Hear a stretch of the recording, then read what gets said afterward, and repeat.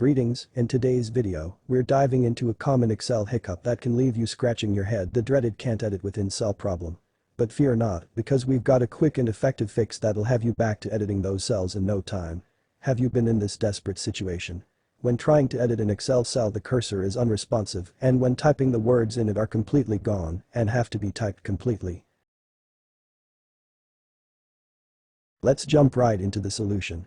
Open the File menu in the top left corner. Then, click on More and then Options to access the Excel Options window.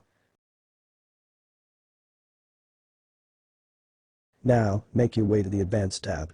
Find the Allow Editing Directly in Cells option in the Editing Options section. Make sure this checkbox is ticked, click OK button. You've successfully tackled the can't edit within cell problem in Excel. Now you can focus on your data manipulation without any interruptions.